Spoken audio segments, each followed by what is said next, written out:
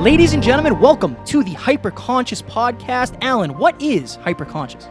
Once you understand why something is the way that it is, now you have the power to change it. Great conversations with great people and great questions are the keys to the kingdom of unlocking your consciousness. Every single action that you do starts as a thought. When you control the way you think, you will control the way you act, and you will control the way you live. That is hyperconscious. Ladies and gentlemen, welcome back to another very special, as always, episode of the Hyperconscious Podcast. Today, Alan and I were lucky enough to sit down with up-and-coming rapper Justin Freeman at Lyrical Superhuman on Instagram. It was a next-level episode. Justin Freeman has an unbelievable amount of belief in himself, and we connected some crazy dots here about having his big, audacious dream attached to a very specific why, a very specific purpose. A purpose without a dream is not scalable and is not going to force you to grow. A dream without a purpose is not going to force you to contribute. Justin Freeman is next level. Do not miss it. His audacious goal is to be the best rapper alive, and I told Alan and Justin on this episode, I firmly believe that is a possibility. He is super talented. We were blown away by him, and we hope you will enjoy. Talk to you soon. Bye. No. Geographically?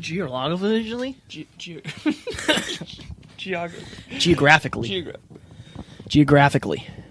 This is cool. So I would say make sure that pretty face is showing. Yes, true. They're going to want to see that thing. They're going to want to see that thing, Alan.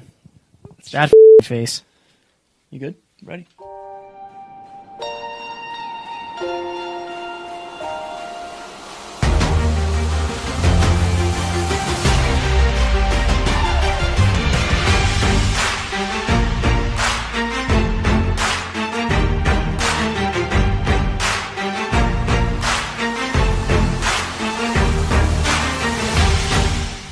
Ladies and gentlemen, welcome back to another very special, as always, episode of the Hyperconscious Podcast. We have a very special guest today, and it's kind of a unique story. I was scrolling through the depths of Instagram one day, and I came across this young man who just blew me away with his lyrical ability when it comes to rapping. His storytelling is next level, and in the sea of bullshit that is hip-hop nowadays with mumble rappers and people who you can't understand, I was truly blown away, and I told Alan we have to get this young man on the podcast. So ladies and gentlemen, we're sitting down with Mr. Justin Freeman. He is at Lyrical Superhuman on Instagram, and he owns that name for sure. Justin, how are you living, brother? I'm doing good, man. Can't complain. How about yourself? We are doing awesome over here. We're super excited to sit down with you. It's interesting, man, because we've been able to podcast with next-level entrepreneurs, business minds, athletes, who else? War heroes, right? But we've never really sat down with an up-and-coming rapper, and I think one of the reasons we resonated with you is because you're going through the grind, you're going through the struggle that we're going through to try to build, to try to grow, right? You know, so I think we resonate highly with that. I'm super excited to kind of pick at your story, see what you're struggling with now, and all that happy jazz. All right, man, let's do it. Yes, it's a grind. So let's just get started with this. One of your things, and the thing I think that you're known for is, quote, I want to be the best rapper alive, period. Absolutely. When did that become your goal? And is that purely just for legacy and reputation, or is there something greater attached to that? Okay, so, well, first I want to start with the fact that I've been in the hip-hop world since I was about 9, I would say. I was listening to some Outkast, and then I watched the movie 8 Mile, and I used to watch the movie 8 Mile religiously. Like, I knew all the ending final battles that Eminem did, like, by word. And I had a bunch of brothers, too. So, like, we all grew up rapping and freestyling in the basement, and on top of the hill, we'll freestyle battle each other. We'll freestyle songs. So I never actually wrote a song till I was about 16. I just freestyled all the way up until then. And then in 2011, Eminem did this Shady 2.0 cypher with him, Slaughterhouse, Yellow Wolf, all of them. Oh, yeah. And it just reminded me. And I was like, bro, like this level of rap exists. And then I was just like, yo, if I can't rap like that, I don't want to rap. Love that. Like, that's where I decided. I said, if I can't do it at this level, because to me, rap is a sport. And like with any sport, if you do it, you want to strive to be the greatest at it. Not to shit on people while you're trying to be the best, but that friendly competition and just recognizing that you want to be better than everyone else. So I just stopped looking at it from just only a fan perspective, and I was like, okay, why is Eminem the best? Why is Royce the 5'9" the best? Why are all these lyricists considered top tier lyricists? And then I kind of took the college student approach towards hip hop and lyricism and broke it down. And the reason I wanted to do that is, one, for legacy, because I want to be the best to ever do it. But outside of that, I enjoy the grind because I feel like I want my journey to be an example to somebody else that it can be done. You know, like, I feel like if there's anybody who's doubting that whether they can do it or not, like, you can literally follow my process of being nobody to being somebody and be like, wow, if I put in the work, I can actually do it.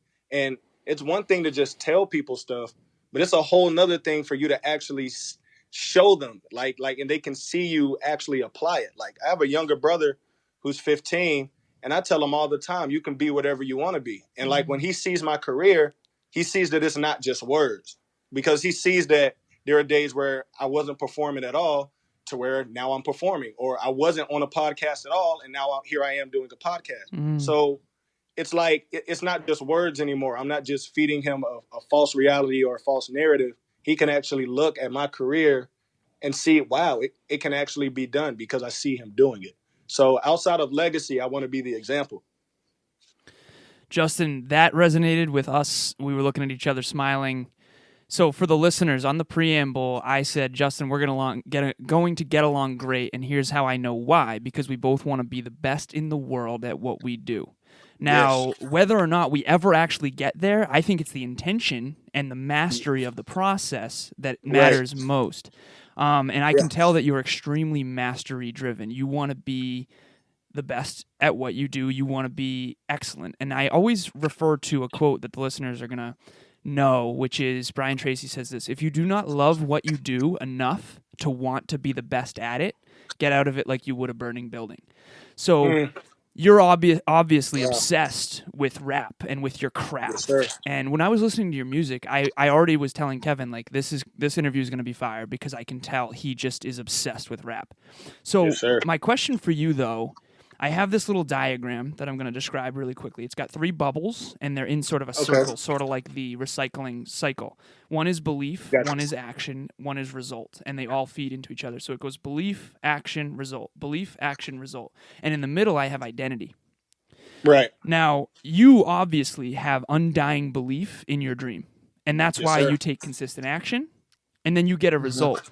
My question for you and for the listeners here is, when you get a result that does not reinforce your belief, how do you maintain the belief that I will still be the greatest rapper ever?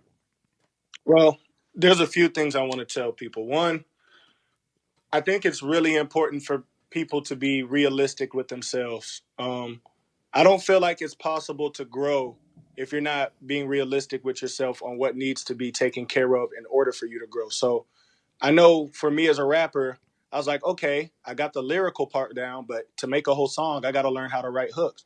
But it took me to tell myself, hey, you're not very good at making hooks, for me to take action to say, okay, I want to get better at hooks, right? And the reason why I want to say that is because sometimes people work hard, but sometimes you can work hard in the wrong area, like, and it takes you realizing what the problem is for you to go to the next level, to move on. And as far as keeping belief in what I do, I don't really feel like there's a such thing as failing. It's just you just found the route that doesn't work. That's all it really is. I found a lot of those, Justin. I find a lot of those. Yeah, that's all it is. It's like you didn't fail. You just found a way that didn't work. So now that you know that way doesn't work, improve on your process and find another way. And that's all it really is. Like, I've fallen in love with the idea of what people would call failure. And have you guys ever heard that theory that it like takes 10,000 hours to be an expert at something? Oh yeah, right. Yeah. See, one of my friends, and this is great for this interview. One of my friends came up to me and he was like, "Don't you think it would be a lot faster than 10,000 hours to be an expert at something?" He's like, "Doesn't that seem like a very huge, like, excessive number? Like,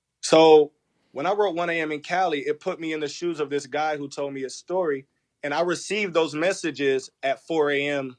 his time, which is 1 a.m. You see what I mean? I mean, Yeah. 4 a.m. my time, which is 1 a.m. his time. So that's why I titled the song 1 a.m. in Cali, because I received the messages at 4 a.m. in Atlanta. So, so the song, I didn't completely say his story verbatim because, of course, for confidentiality and all of that stuff. But I just know that there are people out there who feel like they're the only ones in that situation. And just knowing that there's somebody who understands and it's okay and it's not the end of the world and that pain is temporary, like that's important for them to know. So I wanted to put myself in the mind and in the shoes of somebody going through that and try to provide relief for that. And that's what 1 a.m. in Cali was. Before Alan asks his questions, something I always used to say is that the reason people like music is because it encapsulates how they're feeling and they're unable to write it down. Like, that's why I firmly believe that you're able to help people, because you're saying exactly what's in their brain that they're not able or capable of writing out on paper. So I resonate Right. very highly with that, Justin. Yes, sir. Justin, there's something I want to bring to the listeners right now. So first and foremost, when I was going through my darkest time, Eminem's album Recovery helped me tremendously. Yeah. And I can say in a lot of ways that saved my life. And I know and I feel, because of that experience I had with Eminem, sort of your purpose behind your work, and I love that. And I know that Eminem's a huge hero of yours based on what you've referenced earlier in this episode. But Right. Kevin and I were traveling earlier this week, and we were talking in the car, and we were going deep. And we talked about this sort of distinction of sometimes people have huge dreams, but not a very strong awareness of their purpose behind them. Like, let's say it's a huge financial goal. I want to be a billionaire, right? But they don't necessarily know what the deeper why is that you referenced earlier. Right. And then other people have a very strong purpose, but maybe not a huge, audacious dream attached to it that forces them to grow and scale it. Yeah. Justin, what I love most about you, is that you have both. So for the listeners, if you're out there right now and you have a huge dream, but not that strong why of leading by example that Justin referenced earlier in the episode, I would recommend to dial in your purpose a little more. Go deeper on your why, your deepest pains, Absolutely. like what you want to solve in the world. And then Absolutely. if you're very purpose-driven and you have a strong purpose, you know why you're here, you know what you're good at, but you don't have it attached to a massive, audacious dream that is going to force you to stretch and grow and master your craft, then really start to look at that. So, Justin, you have both, and I couldn't articulate before this episode how I knew you were going to be successful, but I think that's it. I think it's the fact that you have such a clear, concise dream, but it's attached to your deepest why. And I just wanted to say, that's huge, man. I look forward to seeing your career skyrocket, man. Well, that means a lot. I greatly appreciate that, man. It's been a journey, man. Can we go into it? What have you experienced thus far in? I mean, basically, I think what people don't understand is you are an entrepreneur. You might be a rapper, you might be a musician, but Right. you also have your own website. I saw that you have an email list that you're growing. Yeah. You're an entrepreneur is what you are, and that's the game that we're in. We're entrepreneurs as well, and it's not an easy game. But what are the things that you're struggling with? What are the things that you've been through? What are the obstacles you've been forced to overcome and the stuff that you've learned along the way?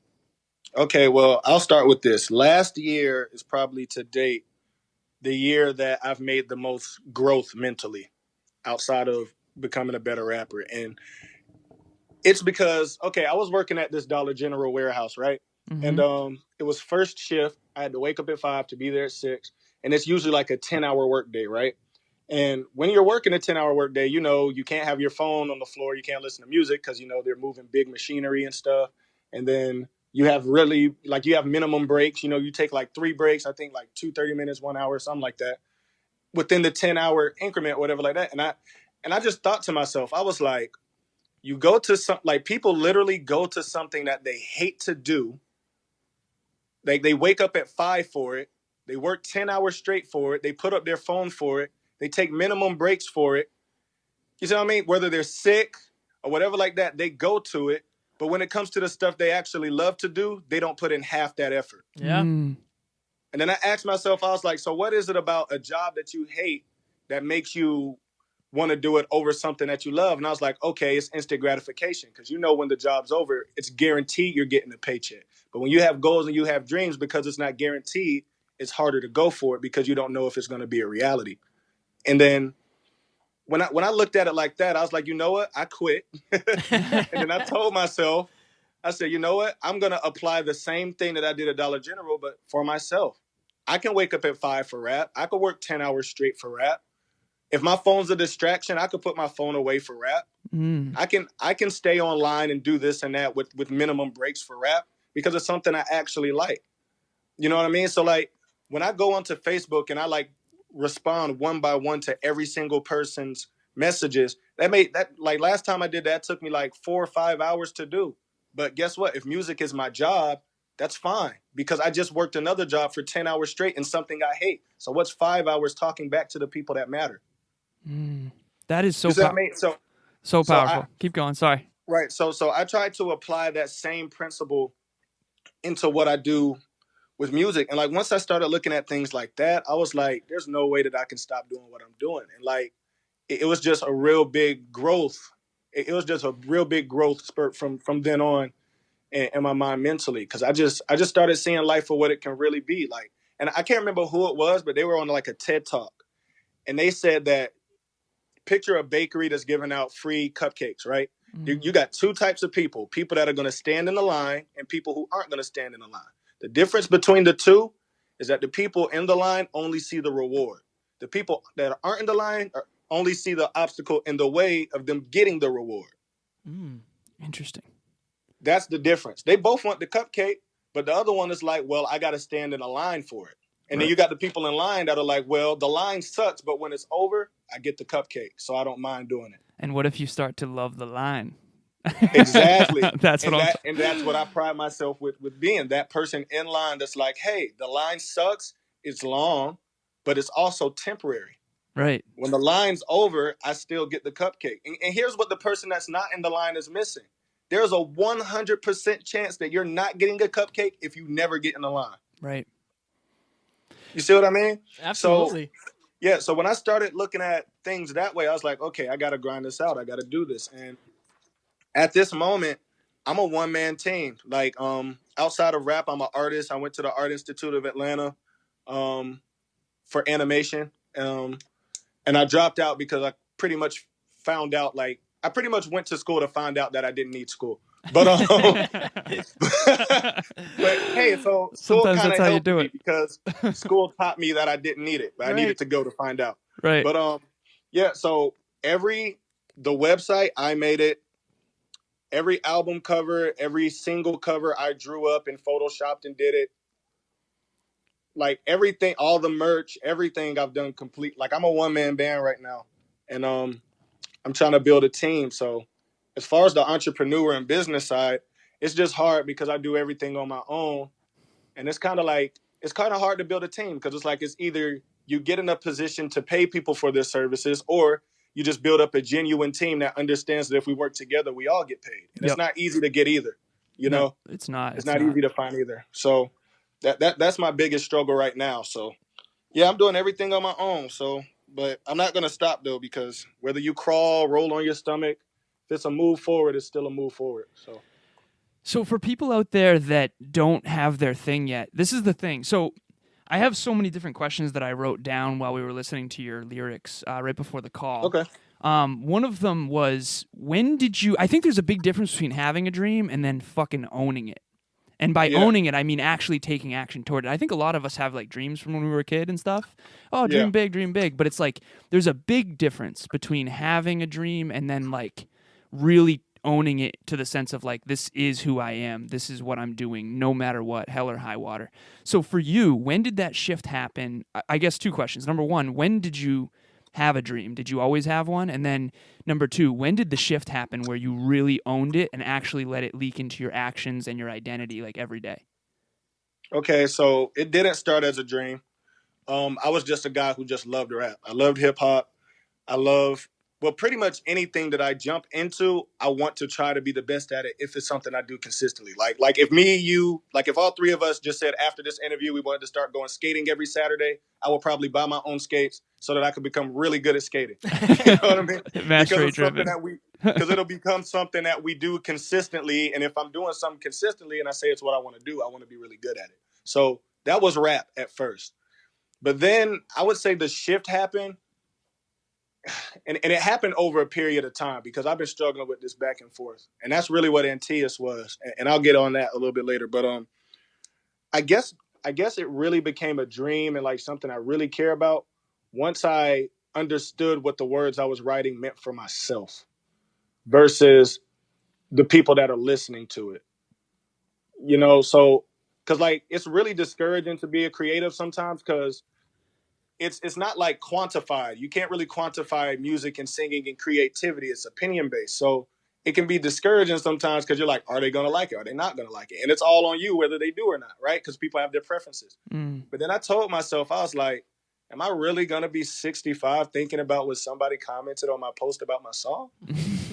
That's a great question to ask yourself. If I die tomorrow, am I going to regret the fact that I didn't drop all these songs that I second guessed because I weren't sure that they were going to move? And then I said, you know what? How about I just do music for me?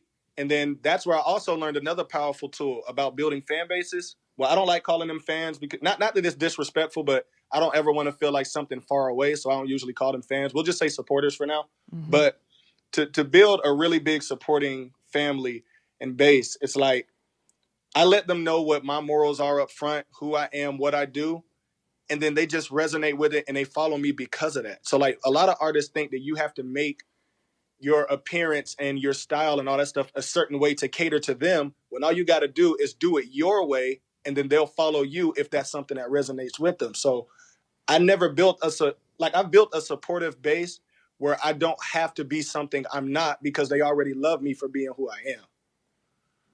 That's so true. That's so true, man. Yeah, and it just makes it a whole lot easier because, like, I really feel like the supporters are my family. I can go into my Instagram story and be like, hey, guys, there's a song that I wrote. It really means a lot to me. It's about this, and that. I really want you guys to resonate with it. And they'll DM with me just like, of course we will. Of course we will. You know, I don't know. It's like really supportive. Like, I know some of the supporters by name. I don't even look at them as followers. Like if someone comments, I'm like, oh, I know who that is. She's the one that does real estate. Hell yeah. We're the same way with our listeners, man. This is like making me smile. Like when you said that, like we always say we don't have fans. We have people that are on the team with us. Yeah. Like it's just a team, man. So I knew we were going to resonate with you. And like Alan said, I just don't know how we knew. Right. Yeah. I knew because he's mastery driven. Yeah, that's why I knew. Makes sense. Yeah. Makes sense. Ladies and gentlemen, we hope you are enjoying this episode where Alan and I were lucky enough to sit down with Mr. Justin Freeman. If you have not made your way over to the hyperconsciouspodcast.com/free yet, you should do so. We just added 2 new videos and we're really focused on keeping the free content flowing. So there's also a VIP section that you can pay monthly for, but for the free content and the purposes of this episode, there's 2 different courses up where we're in front of the whiteboard. The first one is on 5 ways to build confidence. As you know, the only way you're going to recreate yourself, transform yourself, like someone like Justin has done, is through tiny, courageous moments compounded over time. The second course is going to be on the PMES system: physical, mental, emotional, spiritual. Basically, this is the art of communication. How do you communicate effectively in the way the other person communicates and the way they communicate with themselves? There's emotion, there's logic. You got to figure out yourself and other people. You guys did an amazing job when we asked for suggestions for small talks. So when it comes to these courses, if there's anything that you're struggling with and you want to see us go deeper on, reach out to Alan or I, and we will do courses on them. Absolutely. And we will get back into the episode, you think? I think so. Okay, I'll talk to you soon. Bye. Bye. So going back into your past a little bit, I think another thing that I resonated very highly with you is you have a song called Happy Father's Day. And Yes. my father was not in my life for the beginning of my life. And him and I connected 2 years ago. We hung out a couple times. And ever since then, I've been very unsure, if I'm being honest, Justin, whether or not I want to have him in my life. But at this point, when I heard this song, I had already listened to 1 AM in Cali 100 times. I had already listened to Lux. I had already listened to Just all of them, man. Calm. Like I just love them. So Right.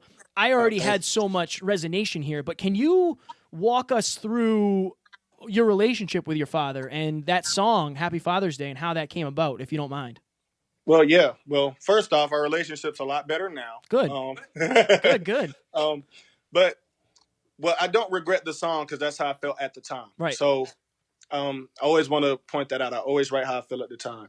And my mom and my dad got a divorce or whatever, and my dad, he was a pastor, and I guess he moved around or whatever like that. And I haven't seen him for a long time. Like he probably left the home when I was about 9. I didn't see him again until I was like 13.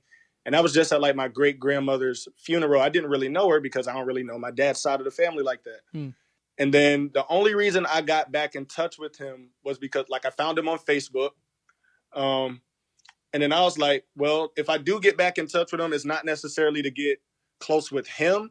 It's just because I know that he had children and those are my brothers and sisters. And I don't want to be to them what he is to me. So I was like, I don't want them to look at me and be like, oh, I have a big brother, but hey, you know? Yeah, so man. yeah, I didn't want that to happen. So I reconnected with him, and then I went down to Mississippi and I visited them. I got to see my brothers and sister. They're doing great. But yeah, so like I don't hate anybody. I don't carry grudges in my heart. That's not something I want to carry with me, you know. I forgive them. I appreciate them, you know. But at the same time, I'm not longing for a relationship with them, you know. It's like if you're here, cool. But if you're not, it's not like I'm not used to it. Yeah. So when it came to Happy Father's Day, when I first heard that beat, it just felt right. It was just one thing in my life that I hadn't spoke about yet, and I felt like I needed to speak about it. So that's when I ended up making Happy Father's Day. And actually in real life, like when after I don't know if he heard the song, but I know his wife heard the song. Of course she didn't like it. That's fine. Yeah, because of course she sees a version of my father that I don't. Right. But you know, once again, she was upset about it. But at the same time, I'm not going to feel sorry for the genuine feelings that I feel. Like if there's something I'm missing, okay, let's correct that. But that's the narrative that I was exposed to, you know? And even my younger siblings and stuff, like they understand that I don't necessarily have the relationship with my father that they do, but they still respect me and love me anyway, and they're understanding. And I don't know, it's tricky. So like nowadays, I just really talk to my brothers and sisters.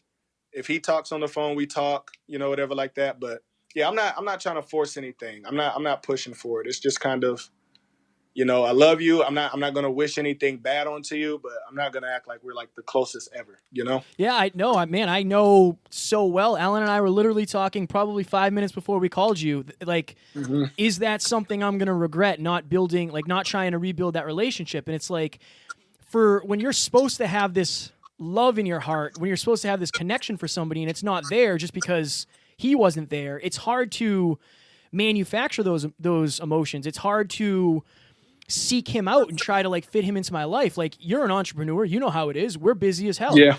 We do 3 episodes a week. We do a course a week. We do emails. We're always Clients. Yeah, we have clients. We're always working. So it's like building somebody into your life that wasn't there is very hard, especially when you kind of, you know, people feel like you're supposed to because you're going to have these feelings. So I appreciate you going deep with that because I think that's something I needed to hear. Yeah, I mean, and even outside of that, it's just like there's a thing about me with people who say that they want to do something like it bothers me when there's people who say that they want a certain result to happen or they have the ability to change something, but then they don't, right? Mm-hmm. Like that bothers me. So in my eyes, it was kind of like, you knew what state I was in. You knew where I was. If you really wanted to see me, you could have. You see what I mean? So it wasn't like anything was hindering you, right? So if it was, that would be a different conversation. Okay, you're in the military. Okay, all right, see, that's different. But it's off of your own free will that you didn't come see us. I can't really say anything for that, you know? I can tell, Justin, by the way you speak, that you're extremely action-oriented. And you think that actions speak louder than words. And oh, absolutely. It's huge because I think your big thing is leading by example and proving to other people that they can do it by not just saying you can do it, but like actually following through, whether it's your little brother or whoever. So I resonate extremely strongly with that because I think a lot of us are missing the action orientation that it really takes to succeed. So one of the things that I think holds people back the most, just so you know, my biggest why is getting people to believe in themselves, because I think if you don't believe in your own ability to succeed, you'll never even try. Mm-hmm. And you mentioned 10,000 hours, and I'm glad that you did. For me, it's the gym, fitness, speaking, podcasting. But Right. I think a lot of people are trying to be good at something right out of the gate. Now, you said that you've been obsessed with rap since you were 9 years old. You started really getting serious when you were 16. And you've basically been consistent, and you're probably coming up on that 10,000 hours if I were to guess based on this conversation. Right. How do we articulate to the listeners, to anyone out there, to get them to understand that everybody's bad at first and that it's okay and that you need to fail forward and that every time you suck, I can tell you, for example, we just did an episode on love last week, and I listened to it. What's love got to do with it? I literally was listening to it last night on my way home from the gym, and I came here today, and I said, Kevin, I did terrible on that episode. I am so upset by it because my tonality wasn't there. I clearly wasn't passionate, and it's just like, okay, Alan, instead of getting down on yourself, what are we going to do about it? Okay, now it's time to bring the passion, bring the tenacity, bring the enthusiasm back. Right. So for you, how can we get the listeners to realize that, like, nobody's good at anything at first and that it's totally okay? If you go back and look at my first YouTube video, it's literally horrible. But if I didn't do that first YouTube video, I wouldn't be who I am today. I think it's because people don't know when the learning curve is going to happen, so they don't feel like it's going to happen. Powerful. To be honest. I mean, because if you think about it, when you're put on earth, you suck at walking. Now it's the most simple thing you do every day. Right. Right? But if you were to think in your head, at what point did you switch from not being good at it to being an expert at it? When was it? You probably couldn't tell me. Mm. And it's not easy to believe in something that you can't see. That's the whole idea around what faith is, right? And that's why you have to have belief in what you really do, because honestly, I don't see where it's going to happen where I am from where I am now to where I have 1 million followers and I'm packing out Madison Square Garden. But I just know if I stay consistent, it'll happen at some time, at some point, because I have discipline and I have consistency. But when people don't really believe in it, it's kind of hard for them to believe that it's going to happen at all. Justin, how do you know? I love what you just said, and I want to really hone in on that for the listeners. Like, I have this knowing that I can't articulate, that it will happen eventually. It doesn't matter when, it just will. I don't know how to explain it. Is there a way to explain, like you said, packing Madison Square Garden? Okay. How do you know that eventually that will happen? Well, there's a few reasons. It's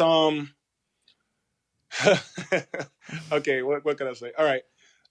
I guess I'll have to bring this back to when one of my friends asked me this question in college. And it was actually hard to answer. I don't even know if you guys can answer it. He said, how do you know when you're good at something? I was going to ask you that. I was literally going to ask you that question. He asked me that. He was like, how do you know when you're good at something? And it stumped me for a second. I was like, well, I just know that I'm good. But then at the same time, we have terrible singers on American Idol that think they're good too, and they're not. So what's the difference? Right. So for me, it's, well, first off, the people around you, the response, the way that you resonate with not only yourself, but with the people around you, the difference that you make. And it takes an understanding and being realistic with what it is to understand that. So what I find is that a lot of people, when they have an issue, they try to attack the problem, but they attack the wrong problem because they don't really know what the problem is. Mm-hmm. It's kind of like when a little kid yells at their parent for not letting them do something. They're like, I hate you. No, you don't hate them. You hate the outcome of the event, and they told you no. Right. You see what I mean? Absolutely. But if you look at it that way, they might be like, okay, you hate your parent. Let's have counseling about that. No, that's not what you need counseling for. You don't hate your parent. If you have the wrong diagnosis, you can't cure the disease. It's kind of like 100%. If there's a chef, it's kind of like a chef that makes bad recipes and he puts all of his time and money into buying new cooking equipment and wonders why people don't like his recipe. Right. You see what I mean? Yeah. Until he says, maybe it's my recipes, he's just going to have terrible food made with very expensive stuff. Right.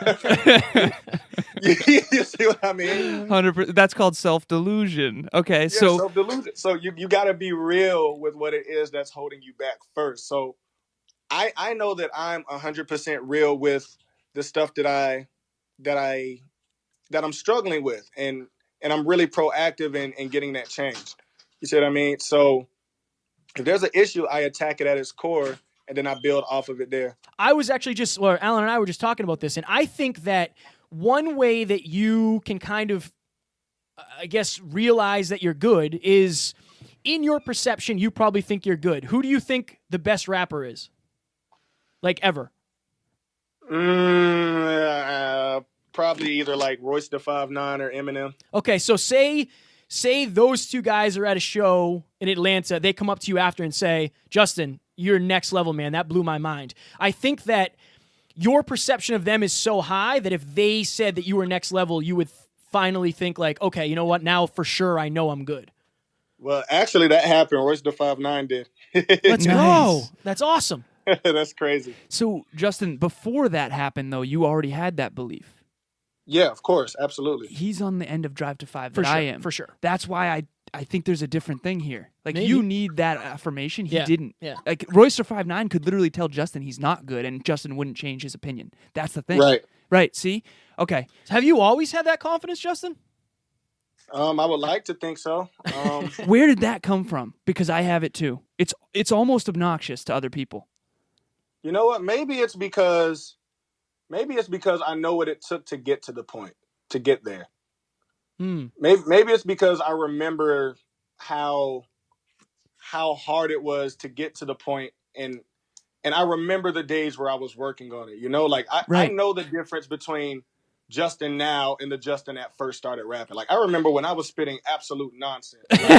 Right. And every single verse started with walking down the street, because I used that as a segue for like every line that I said. I would say walking down the street, something, something, something, something. Walking down the street, something. And that was like every bar, you know? Yeah. So, and now that it's a fact where I'm not at that stage anymore, and like I literally, bro, I used to walk around with a thesaurus. Right. I'm not surprised, man. Yeah, like not a dictionary, a thesaurus. Like, or I would like simply like make up words just so I can rhyme off of the syllables. Like, I would like just sit there in a chair, like I'll be at an airport or something, and I'll just come up with a syllable word, and I'll be like, okay, what's a funny word? Okay, norplequinox. And I'll be like, what rhymes with norplequinox? Okay, my teeth are clean, your teeth are not. You see what I mean? Yeah, so man. Like, I'll do something like that, and I'll just keep rhyming off of it. And it's like, because I remember putting in the work, I would like to think that I've grown, you know? I heard you, I don't remember what song it was, but you rhymed, I don't even know how to pronounce it, cumulonimbus cloud or something. When I heard that, I was like, how do you even, first of all, what are you, a weatherman? You're just rhyming clouds? Oh, man. But yeah, bro, I love it. I love it a lot. And I guess I just remembering the hard work that I put in, and then seeing the way that other people react to it. And I don't know, the way that I feel when I write things, like certain times when I write a line down, I get chills because I just know what impact it's going to have. Right. It's You know, so hard like, to articulate that knowing, but I'm glad we're trying to do it. I appreciate that, especially because the listeners, a lot of them haven't found their thing, Justin. And so I honestly feel like my thing is helping people maximize their potential. And I think that on the other side of our genuine desire for something is the person we're meant to become, in terms of like it's going to force us to grow. So for example, to make this more practical, Justin wants to be the greatest rapper to ever live. That's going to force you every day. That forces you to level up every day. Right. You can't just stay the same. If you do, you will not get your goal. Exactly. Right. And so you got to truly mean it. That's why I think discipline is an important part. It's just like if you go to YouTube and look at one of these motivational videos, like of Gary Vee or whoever you look up to, the video may have 5 million views, but why aren't there 5 million new millionaires? It's because like majority of them who watch it will feel an explosion of confidence for a second, and then they go back to their regular pattern. Right. And then you have that very little few that look at it and actually apply it, and they really mean it. So you have to truly and really want it and actually make a change. And I think the root of that is a lack of belief. So for someone out there who hasn't found their thing, what advice can we give them to try to figure out what their thing is? Because when you found rap and really owned it and locked in on it, it's changed everything about you, and it's probably made you unbelievably happy and fulfilled and joyous. I personally want everyone to have that thing. Well, How do we help them? well, first, to be honest, I would probably say start with not looking so hard. Do either of y'all have a nickname? Yeah, never quit kid. Okay, now when people came up with that nickname, did y'all all sit down in a circle for hours until they came up with a nickname, or did it just come naturally? It just came naturally. Interesting. And that's how most nicknames come. And I think that that's how our aspirations and goals come too. You know, Wow. I think if you just try to make something happen, you're going to like exactly that. You're going to try to make something happen. It has to happen naturally too. Like I told you, it took me going to school to realize I didn't need school. But had it not been for me going through that process, I wouldn't be where I am now. It took me not taking rap seriously for me to take rap seriously. Like there's literally a time where I wasn't even thinking about rap as a career, but now it's like the only thing I think about when I wake up. And another thing I was going to add to your point earlier about people finding what they want to be and what they want to do. Sometimes it manifests itself in a different form, and sometimes if it's not the form that you feel like it should be in, you discredit it as being what you want. So to expound on that, people don't know, but outside of like rapping and stuff, I'm a gymnastics coach. Like I teach tumbling, I teach flips, right? So I didn't start it being a coach, oh yeah, and we own a gym now too. I want to add that to it. Nice. Because, and the reason I want to add that to is because when I was younger, I didn't say when I grow up I want to own a gym. When I was a kid, I just said I want to be really good at flipping. And if you would have came up to me as a little kid and asked me if I wanted to own a gym, I would have told you no. But I would have told you that I wanted to flip. It took time for flipping to manifest into coaching, and then me being able to teach people what I've been through, and then being able to say I want to do this on a bigger scale, and I opened up a gym. So some people may think that they're looking for one thing, but it may come in a different form. So they say that's not what I want. You just got to give yourself time to grow first. That is fire. Fire answer, Justin. Fire answer. All right, so we're coming up on the end of the hour. Alan and I always have 2 questions that we ask every guest, and then we'll let you plug away everything and anything you have going on. So I firmly believe that, we're put on this earth, and now more than ever, I firmly believe we all have a purpose and a reason. And I know that your reason is to be, the best rapper to ever live. But what else do you hope to accomplish with your time here on earth before you leave? Like, besides being the best rapper ever, I know it's to help, influence people and lead the way, but is there anything else? I just like to believe, I just really like to think that, like, if I'm not the one that changes the world for the better, then something that I've done will spark the person that will. Wow. Hell yes. Wow. I just hope something that I do, whether it be from me or it's somebody else who gets inspired from something I do, it'll make the world a better place than when I was here. And that's all I really want. And I really want to be a testament to everybody that you don't have to do things the way people say that you're supposed to and do things the traditional way, but there is a way for you to have a happy and successful life in doing something that you absolutely love and not regretting anything that you do. That is fire. In the car ride earlier this week, I was telling Kevin, we all have this sort of vortex of influence, and it's like I have a bunch of ropes on my back of people that I'm trying to lead, and I want to lead leaders. I don't want followers. I want leaders. I want to lead leaders. I don't want anyone to just follow. It's a team. And I think that's such a clear part of your philosophy, and I resonate so strongly with that. So now for my question. So I wear a chain around my neck that has the North Star on it. It's the brightest star in the sky, never moves, never changes. It's a guide for people. Now, we obviously grow and evolve and change. We have to perfect our craft, to achieve our dreams. But I believe there's something about us that never changed. What about you, Justin? Never changed? Yeah, I will say that there's a part of me that's never changed. I mean, I'll say that it's always been in me to try to always go above and beyond in everything that I do, but it's also always been in me to try to help people. I mean, because as much as I'm into the competitive aspect of rap and saying, yes, I want to be the best, or I'm better than you, or you can't rhyme these words, I want to see my competitors do good too. I want to see everybody win, and I feel like those type of things are what carry you on through it. And I want to share something with you that I haven't shared with anybody. Please do. At least not on a podcast or anything. So y'all probably be one of the first. Honored. Antius, that was pretty much a concept album for myself. And for people that don't know who Antius is, he's like half giant, or whatever like that. His mom is Gaia. His father is Poseidon. It's like mythology. And Gaia means earth, so his mom was literally the earth. And what he used to do is challenge people to wrestling matches. And anytime that he got slammed to the ground, he literally got stronger because his mom was supplying with power because she was the earth.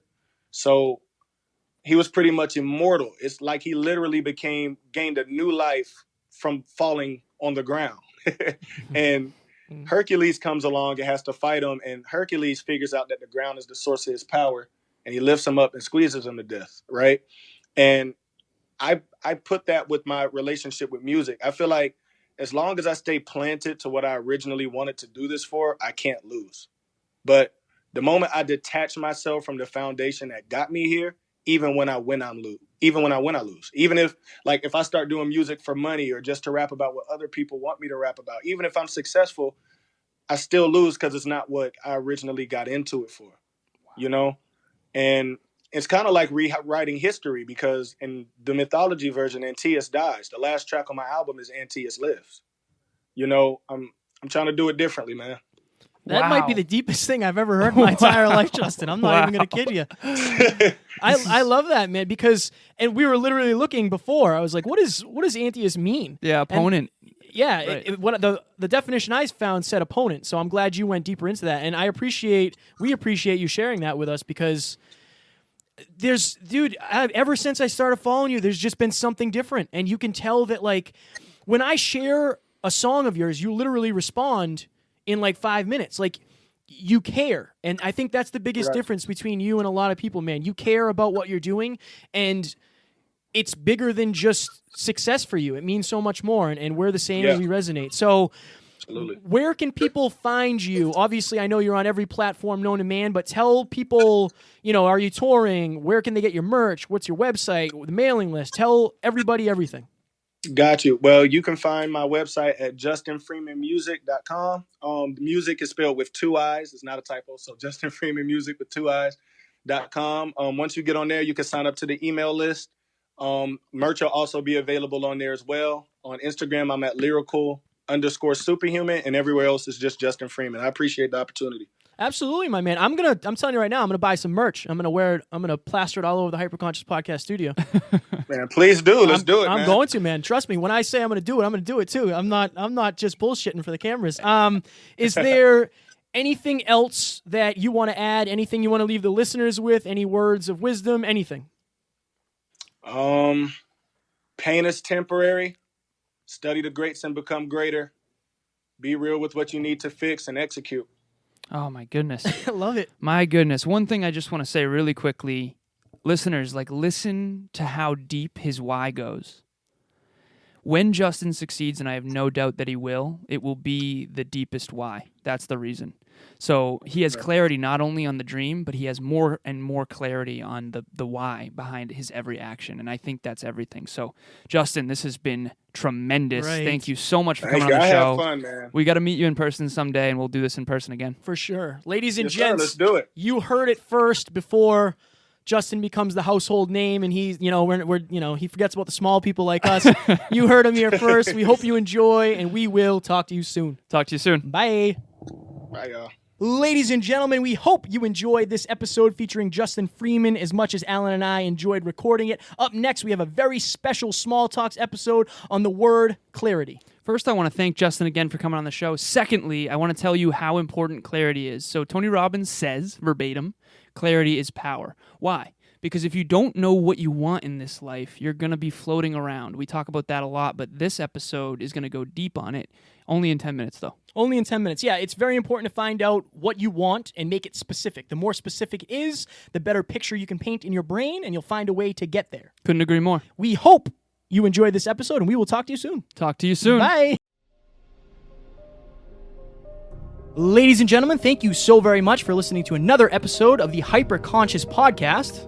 Going hyperconscious will absolutely change your life, because if you understand why something is the way it is, now you have the power to change it. If you going hyperconscious with us has changed your life in any way, please share this episode with one of your friends, because the more people that go hyperconscious, the better this world's going to be for everybody.